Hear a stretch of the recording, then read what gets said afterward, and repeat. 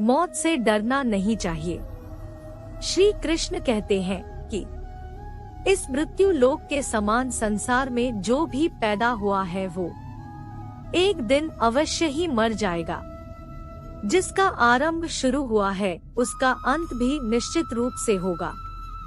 ऐसे कभी रोक नहीं जा सकता।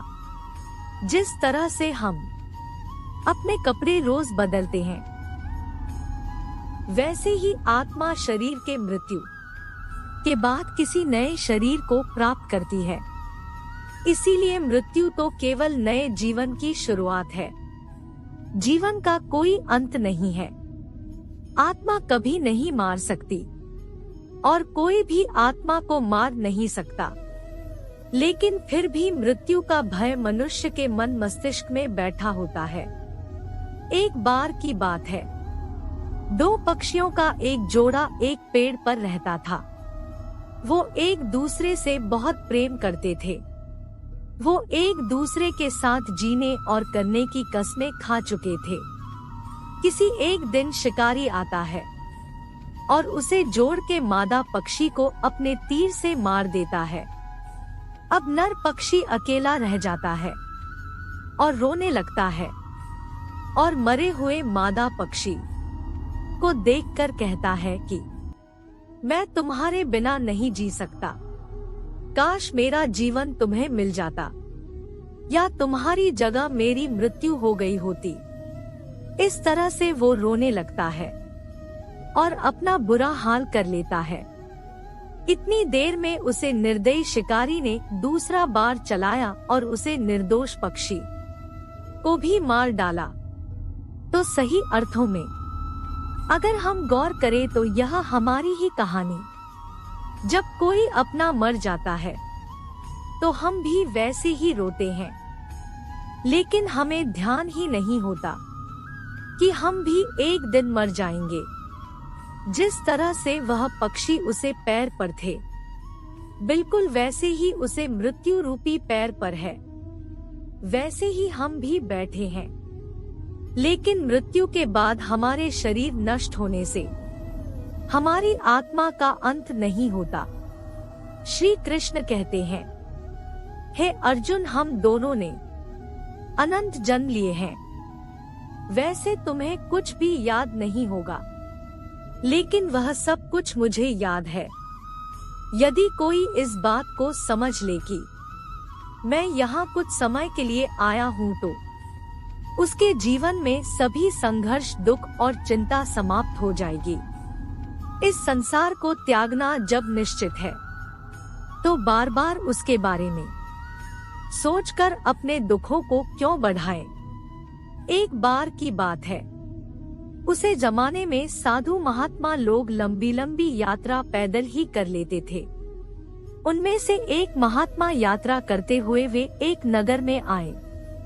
वो बहुत थके हुए थे। उन्हें उसे नगर में एक महल देखा और उसमें जाकर सोने का विचार किया।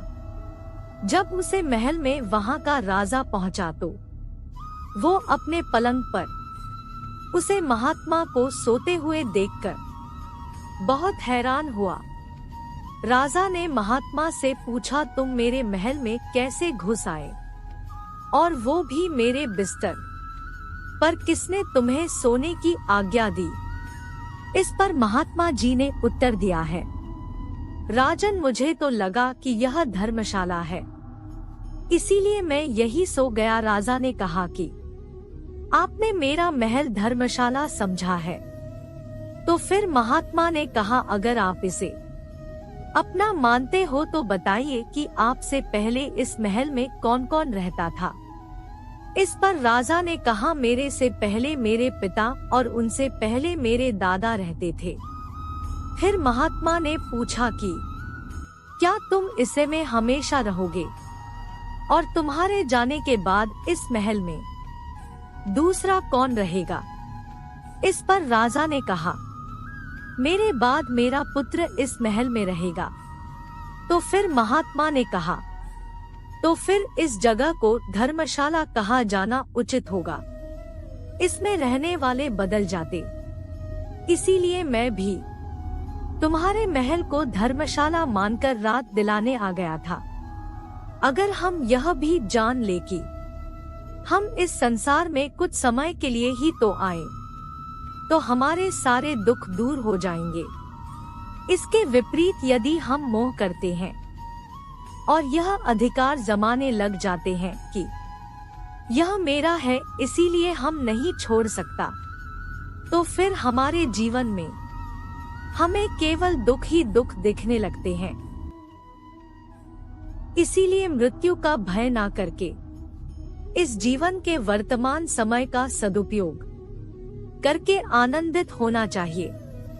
दोस्तों, इससे पहले कि हम अगले उसे देश पर जाएं, अगर अभी तक आपने इस वीडियो से कुछ भी सीखा है तो कमेंट में जय श्री राधे कृष्णा अवश्य लिख दीजिए और वीडियो को लाइक करके चैनल को सब्सक्राइब लीजिए। हद से ज्यादा मोह करना भी व्यर्थ होता है। गीता का वास्तविक ज्ञान। श्री कृष्ण ने अर्जुन के मोह को दूर करने के लिए ही कहा है। हमारा मोह ही हमें सबसे अधिक रुलाता है। मोह इतना शक्तिशाली है कि यह मोह शेर की तरह कैसे शक्तिशाली इंसान को भी गीदड़ बना डालता है।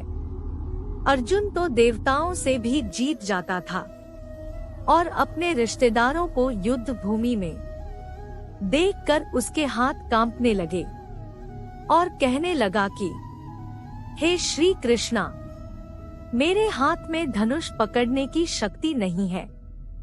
मेरे हाथ अनायास है कांप रहे हैं। मेरे में युद्ध करने का सामर्थ्य अब नहीं है। मोह इतना पीड़ित करता है कि कई लोग इसे सही नहीं पाते हैं और आत्महत्या तक कर लेते हैं। हम उसे व्यक्ति के बिना नहीं रह सकेंगे। जीवन में किसी से हद से ज्यादा प्रेम करने से हमारा जीवन दुखों से भर जाता है। यदि कोई अपने मोह से बाहर नहीं निकलता तो उसकी सारी खुशी समाप्त हो जाती है।